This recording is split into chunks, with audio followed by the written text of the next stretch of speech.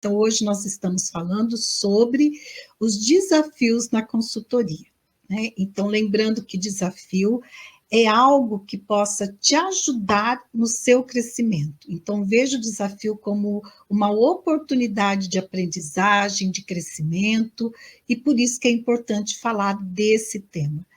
Então, um primeiro desafio é, sim, o receber o feedback, é você ter maturidade, não entrar na defensiva para receber o feedback. Um segundo desafio que eu percebo é você poder, né, ter clareza do teu papel na consultoria, de qual é a tua função, quais são as suas atividades na consultoria, e o que não é a sua atividade na consultoria. Por quê? Porque existe um risco de você começar na necessidade de ter aquele cliente. Digamos que você está numa fase da proposta, né? Você está ali ainda propondo, elaborando a proposta, apresentando para o cliente, então você ainda está naquela fase da proposta. E na tua necessidade, na tua ansiedade de que aquele trabalho feche, que você pegue aquele trabalho, né, que ele seja realmente contratado, você querer fazer coisas que não é da tua responsabilidade, que é da responsabilidade do cliente, da empresa cliente. Então, você precisa tomar cuidado, principalmente com a tua ansiedade, e não entrar numas, né, de querer fazer pela empresa cliente. E isso é muito comum acontecer, porque às vezes a empresa cliente não tem, né, o profissional que você está ali se relacionando com a empresa cliente, ele não tem clareza de qual é o teu papel, de como ele vai estabelecer essa relação com você. Tanto que isso foi o tema da minha pesquisa do mestrado, né? Eu pesquisei consultoras e era muito comum aparecer assim, né? Uma das queixas que vinha, porque eu pesquisei prazer e sofrimento no trabalho da psicóloga consultora.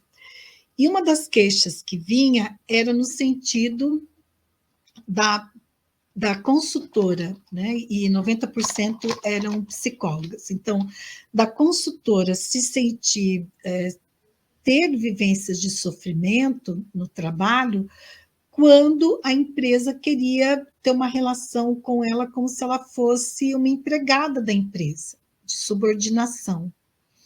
Porque quando você vai para a consultoria, um dos teus desejos, e pelo menos isso na pesquisa, na minha pesquisa do mestrado, apareceu, né, como sendo assim 100%, uma das motivações, uma das necessidades é de ter mais autonomia, de você poder ter mais qualidade de vida, de você poder ter o seu tempo para ter possibilidade de fazer o seu tempo, né, de organizar o seu tempo, não ficar subordinada a alguém que vai determinar o seu tempo. Você negocia o seu tempo.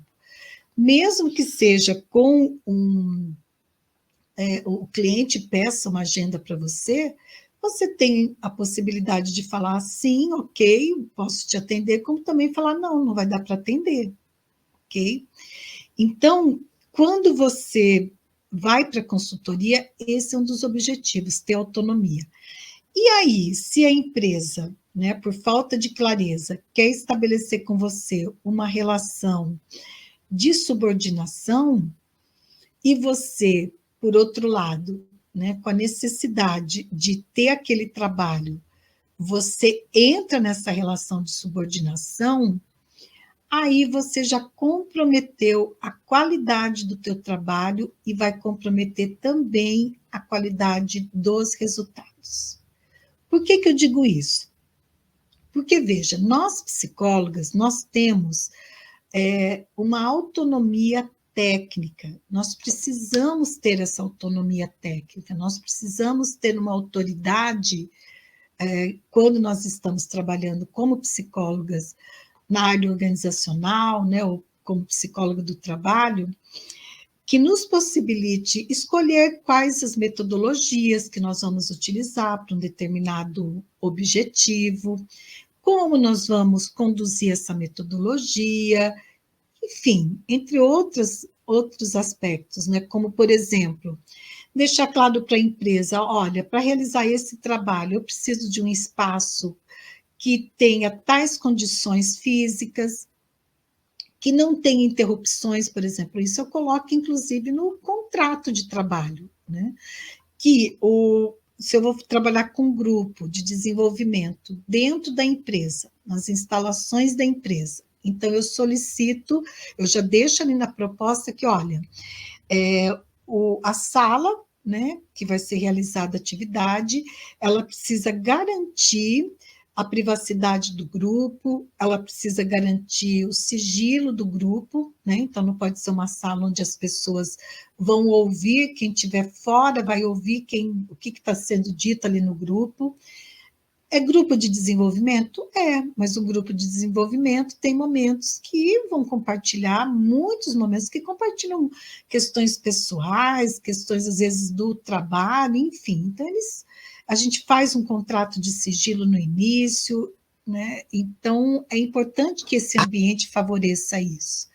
Então, se eu não tenho essa autonomia, e se o cliente não reconhece a minha autoridade, ele vai me colocar em qualquer lugar, ele não vai considerar essa questão da privacidade do grupo, ele vai deixar as pessoas interromperem, né, o trabalho ali de desenvolvimento. Por quê? Porque você pediu, mas ele não reconhece a tua autoridade, então ele vai fazer do jeito que ele acredita que deva ser, né? Teve uma vez, me lembrei dessa situação. Bom, eu tenho várias histórias para contar, mas eu lembrei de uma agora, que eu estava numa organização em São Paulo. Eu acredito que foi mais uma falta de comunicação da área de RH para as pessoas, porque eu deixei isso claro lá no contrato. E ia ser feito um trabalho de desenvolvimento de líderes, né, com gestores, na sede da empresa, da organização. Não é uma empresa, é uma organização.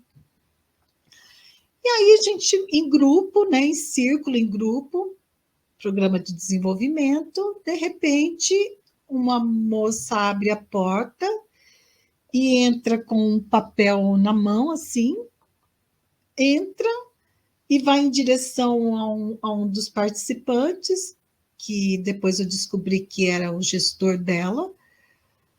Naquele momento, o que eu fiz? Eu silenciei o grupo, eu pus a mão assim, né, e falei para o grupo dar um tempo. Eu esperei a pessoa fazer o que ela tinha que fazer ali. Ela percebeu que, né, que ela tinha, pelo silêncio que ficou, né, ela percebeu que ela tinha invadido um espaço que não era oportuno ela ter feito aquilo, não era adequado. Quando ela terminou lá, pegou as assinaturas e tal, ela saiu, e aí eu retomei com o grupo e também falei, reforcei para o grupo, falei, olha, né, da importância de orientar a equipe, né, para que não ficasse entrando, se fosse necessário que batesse na porta, enfim, aquelas coisas básicas que a gente faz. Mas para eu poder fazer isso, e eles também entenderem e aceitarem, né, fazerem isso, seguir essa regra, eles precisam me reconhecer como uma autoridade. Tem algumas regras que você vai negociar com o grupo, quando você está trabalhando com o grupo, né? Por exemplo, às vezes horário de intervalo, tal, você negocia de almoço, às vezes vai prorrogar ou não, vamos ficar um tempinho para compensar, enfim, tem algumas regras, entre outras, que a gente negocia com o grupo. Tem algumas que a gente não negocia, né? Como, por exemplo, essa questão dos limites, do sigilo, não dá para negociar. Gente, sigilo é importante. Quem quebrar a regra do sigilo, não dá para permanecer no programa de desenvolvimento, né? Então, isso é muito claro, precisa deixar muito claro. Então, se você não tem essa clareza do teu papel, se você não tem clareza da tua autoridade, não se reconhece como uma autoridade, não exerce a autoridade também ali perante o grupo, o que vai acontecer? A empresa também não vai reconhecer. E aí você perde mão, né? Você perde a mão do teu trabalho totalmente.